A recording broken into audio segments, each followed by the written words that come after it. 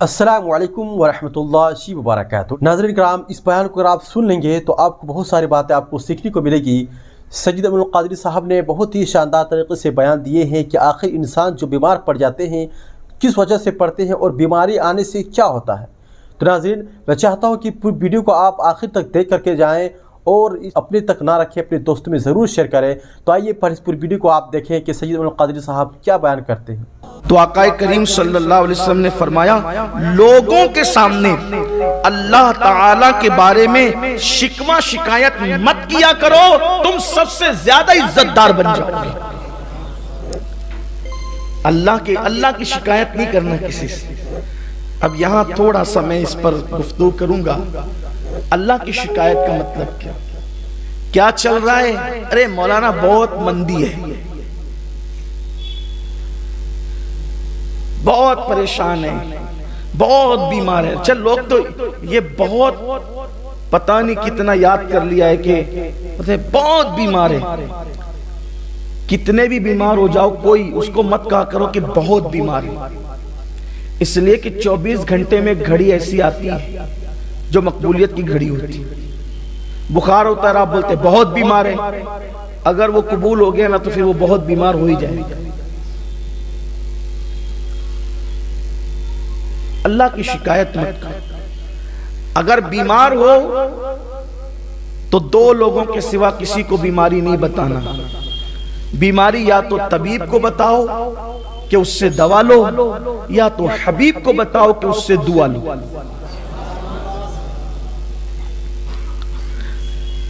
लेकिन लोग इसका ख्याल नहीं करते। और ये भी है, भाई आप ड्यूटी पे क्यों नहीं आए? तो बोले बीमार हो गया। आप फला जगह क्यों नहीं आए? तो बोले बीमार हो गया। आप शादी में क्यों नहीं आए? तो बीमार हो गया। और आज जनाब बीमार ही नहीं थे। तो जो बीमार ना हो और वो कहे मैं बीमार हूं, तो गोया उसने अल्लाह पर बोहतान बांधा, क्योंकि बीमारी तो अल्लाह देता है। तो अल्लाह ने बीमार नहीं किया, फिर भी वो कहता है कि मैं बीमार हूं। तो कहा कि अब तू ऐसी बीमारी में मुब्तला होगा जिसका कोई इलाज किसी तबीब और हकीम के पास नहीं होगा। इसलिए कभी झूठ मूठ का बीमार नहीं बनना।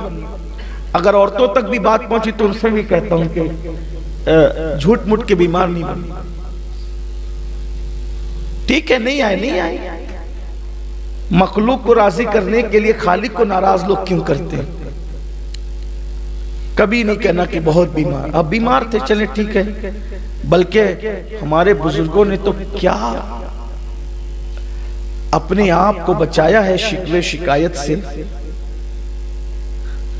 एक बुजुर्ग थे, अल्लाह के वली थे। एक दिन उन्होंने उनकी बीवी को कहा कि मैं तुम्हें तलाक देना चाहता हूं।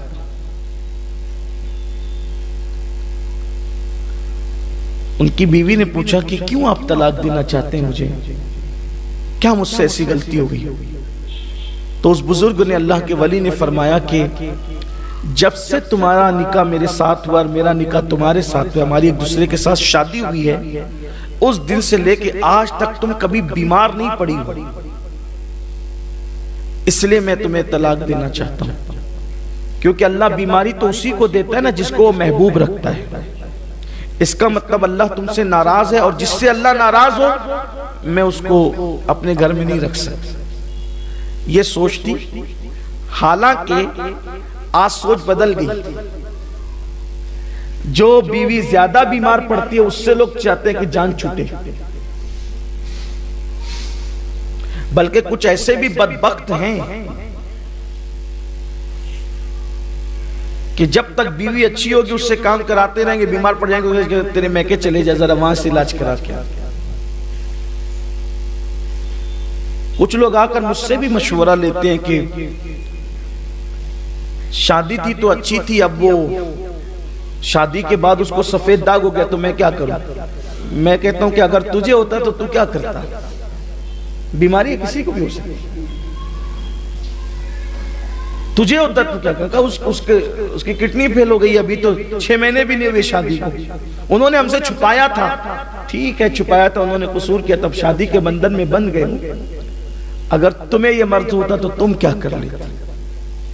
और देखने में आ रहा है, अगर मर्द को बीमारी हो औरत मुकम्मल वफा करती है, लेकिन अगर बीवी को बीमारी हो जाए तो फिर मुझे मर्द वफा करते नजर नहीं आते, फिर खैरियत भी नहीं पूछती, खर्चा भी देते तो मुंह फेर के फेंक करके देते। याद रखना, अल्लाह के यहां देर है, अंधेर नहीं है। अगर तुमने किसी की बीमारी की वजह से उसका इस्तेहसाल किया, उससे नफरत की, उसको ताने दिए, उसकी बीमारी का मजाक उड़ाया, तो जब तक के उससे बदतरीन हालात से कुदरत तुम्हें नहीं गुजारेगी, उस वक्त तक मौत नहीं आएगी।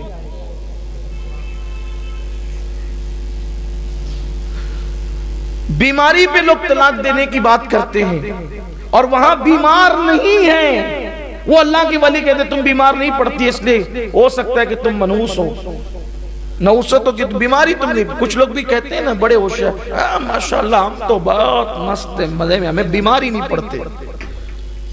जा भाई, रो दो, अल्लाह से डर जरा, कहीं कुदरत जो है वो अपने प्यारों की फहरिस्त से तेरा नाम तो नहीं काट चुकी।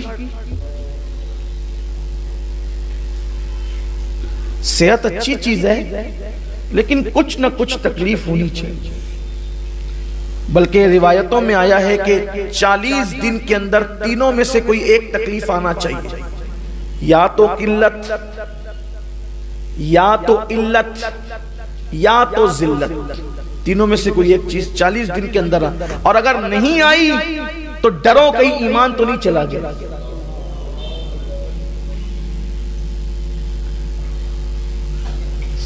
सर दर्द हो, बुखार आ जाए, बुखार तो बड़े मजे की चीज है, और सर दर्द भी। जब बुखार आता है तो एक एक बाल का गुना लेकर के साथ जाता है, इसलिए हुजूर ने फरमाया बुखार को बुरा मत करो, और बड़ी बीमारी अल्लाह ना दे, बल्कि ये दुआ करो कि अल्लाह जो बीमारी तूने अपने महबूब को दी थी उसके सिवा सबसे बचा ले, ताकि बीमार भी रहे और बलाओं से भी महफूज रहे।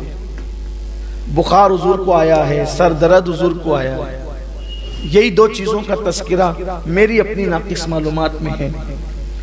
और कभी किसी मौके पर कमर दर्द की तकलीफ भी मिलती है, लेकिन ये दो चीजें बड़ी मोतबर है। बल्कि एक बुजुर्ग के सर में दर्द हुआ तो उन्होंने शुक्राने में रात भर नफिल अदा की, मौला जो बीमारी तूने महबूब को दी थी वो मुझे अता फरमा।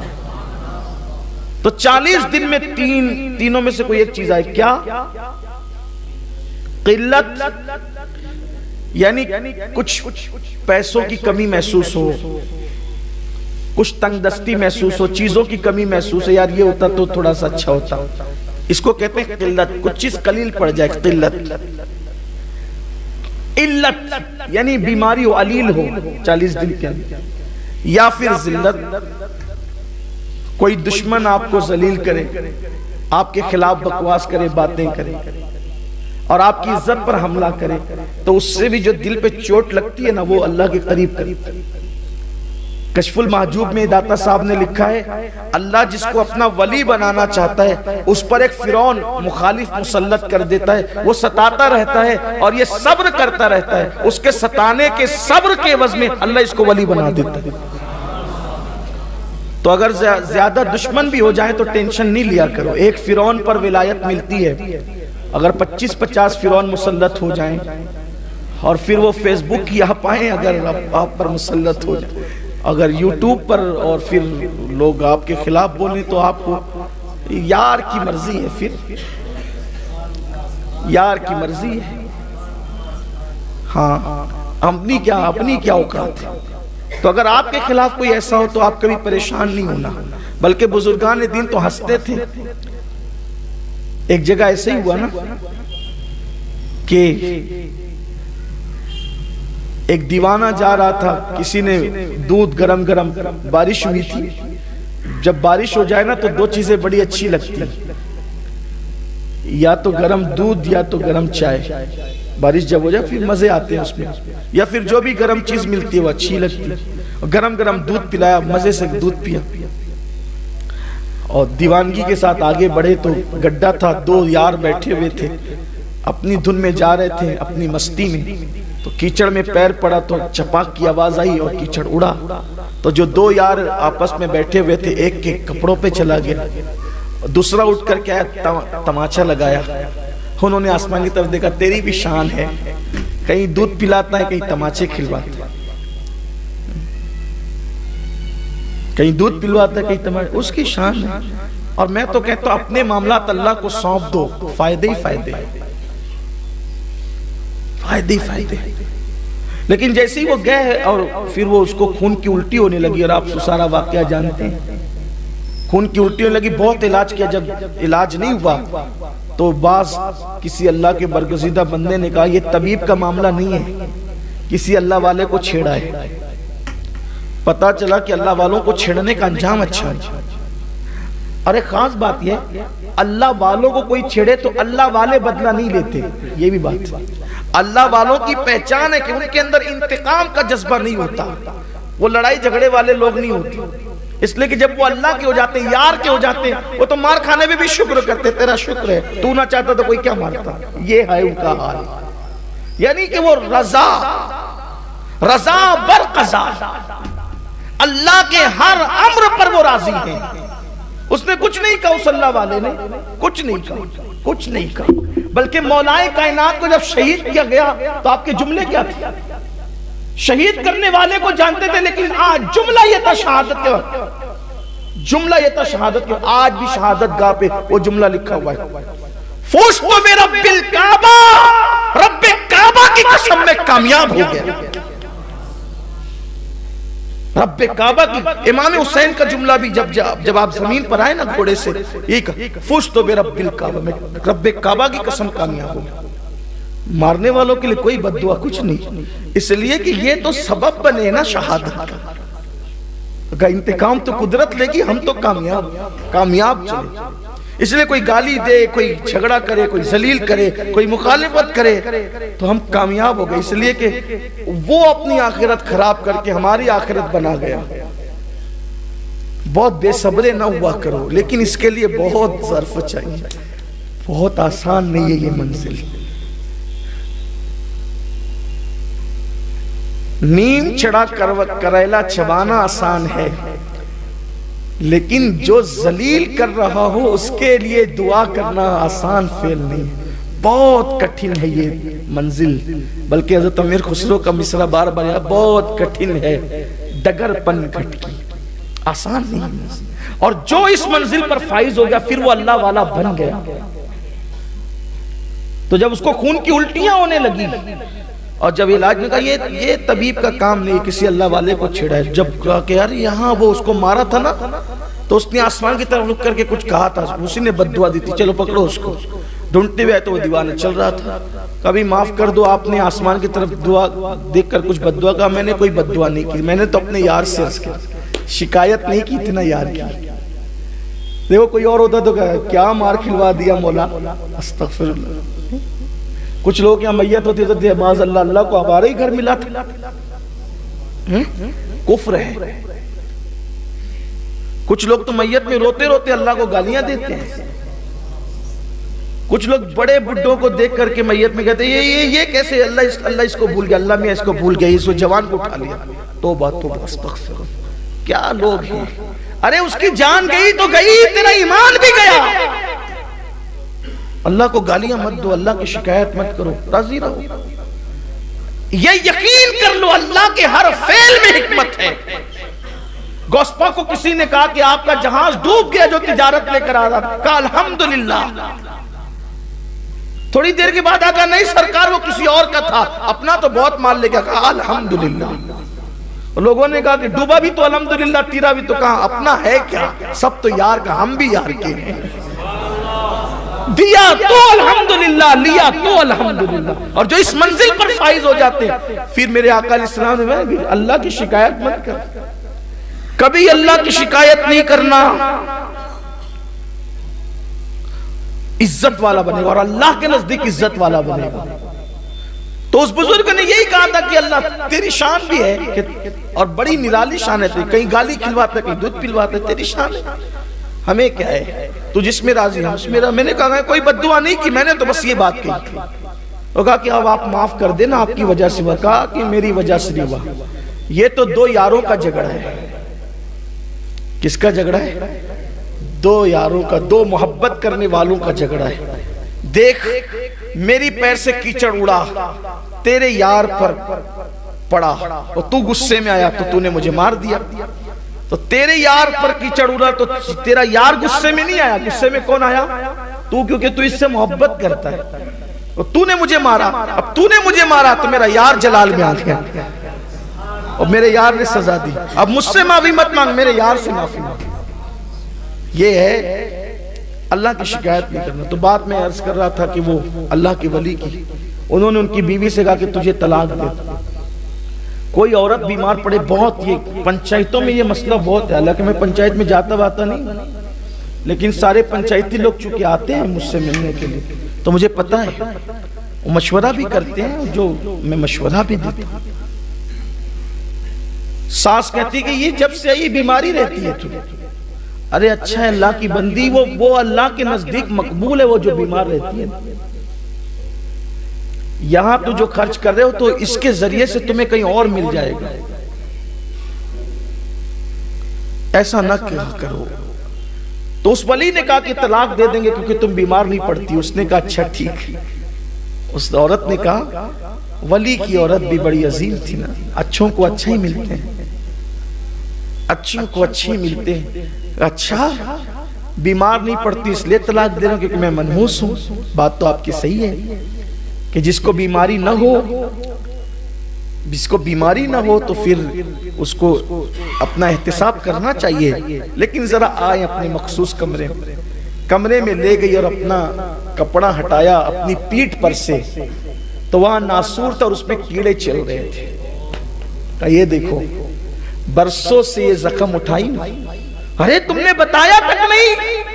का कैसे बताऊं, यार की शिकायत करते हुए शर्म आती है। यहां तो जरा सा सर दर्द है, सर दर्द। बाज लोग मेरे साथ भी ऐसी करते हैं। मैं पूरी तकरीर धूमधाम से चिल्ला पुकार के 1.5 घंटे करूं। मुसाफे का वक्त आता तो एक रस्म है, लोगों ने रस्म, अरे मुसाफा मत करो, हजरत की तबीयत ले ले। तो 1.5 घंटे से अभी क्या कर रहा था वो? नहीं, हंसने की बात नहीं, मैं साफ कह देता हूं, मैं अच्छा हूं। अभी दो दिन पहले की बात है, कर्नाटक आंध्र प्रदेश के एक शहर में था, अधूनी के अंदर। 1.5 से पौने 2 घंटा मैंने तकरीर किया और जैसे मेरी आदत है बोलने की, टूटा फूटा जो लहजा मेरे मुर्शिद को अस्पाक का था किया, मैंने उसमें गुफ्तगू की। इसलिए कि मेरी कोशिश ये होती है कि चाहे वो अल्लाह करे बात इतनी ऊंची आवाज से हो जाए कि बहरों के कान तक भी पहुंच जाए। और मैंने 1.5 घंटा पौने 2 घंटा तकरीर की और उसके बाद चूंकि मुझे मुसाफा इसलिए नहीं करना था कि मुझे फिर हैदराबाद के लिए निकलना और आस्थाने पे हाजिरी भी देना था, खाना खाना था, मीटिंग, सारे काम थे। तो एक साहब ने उठाया, कहा हजरत की तबीयत जैसी का तबीयत। मैंने कहा मैं अच्छा हूं, अल्लाह के बंदे मुझे बीमार ना कर। कोई बात नहीं, मैं बीमार नहीं। और ये बात याद, आप बीमार नहीं तो आप टोक दे बीमार नहीं है, परवाह नहीं करा करें किसी की। इसलिए कि मखलूक की खुशी के लिए कभी खालिक को नाराज नहीं करें। इसी तरीके से अगर कभी तकरीर का मामला भी हुआ तो नहीं जाना है तो नहीं जाना है, ठीक है, जो जिसे जो बन पड़ेगा कर लेगा, लेकिन झूठ मूठ के बीमार नहीं बने। एक साहब मुझे मिले कलकत्ता में, उन्होंने कहा हज़रत अगर तकरीर के लिए न जाना पड़े ना तो दोनों बगल के अंदर प्याज रख लिया करें, जिस्म गर्म हो जाएगा। मैंने कहा वाह अल्लाह के, नहीं मैं अल्लाह के घर में कह रहा हूँ, लोग क्या करते हैं, खौफ खुदा कहाँ, अल्लाह की खशियत कहाँ है? अल्लाह की खशियत कर, वो बीमार ना करे मैं बीमार पड़ूं, वल्लाह ऐसा नहीं हो सकता। मैंने कहा ये धंधे मुझे नहीं आते, हमें नहीं आती। मैं ये इसलिए बता रहा हूं कि ये तजुर्बे की बात है। लोग ऐसा करते हैं, लोग ऐसा करते हैं। अल्लाह रहम करम फरमाए। अल्लाह की शिकायत कभी नहीं कर, कभी नहीं कर। हर हाल में उसका शुक्र है, हर हाल में उसका शुक्र, और शुक्र करते रहो। शुक्र की बड़ी बरकत, कभी शिकवा नहीं करना। बल्कि एक शख्स हज़रत राबिया बसरी के पास आया तो सर पे पट्टी बांध करके आया, तो सर पे पट्टी बांध करके आया तो सरकार राबिया ने पूछा क्या हुआ बेटा? कहा माई दर्द है। कहा नादान इतने दिन से तंदुरुस्ती दी थी तो उसकी तशहीर नहीं की, और कहा जब दर्द दे दिया तो तशहीर करते फिर रहा है। ऐसा नहीं होना। हाँ, इस नियत से कि कोई आपके लिए शिफा की दुआ कर दे, तो आप इस नियत से किसी को अपनी बीमारी बता सकते, इलाज कर दे बता सकते। लेकिन ये कि मैं बीमार हूं, मैं बीमार हूं, मैं बीमार हूं, ये तशहीर नहीं चाहिए, इससे अल्लाह की शिकायत होती है। तो फरमाया कि अगर इज्जतदार बनना चाहता है और बहुत इज्जतदार बनना चाहता है, अल्लाह की शिकायत छोड़।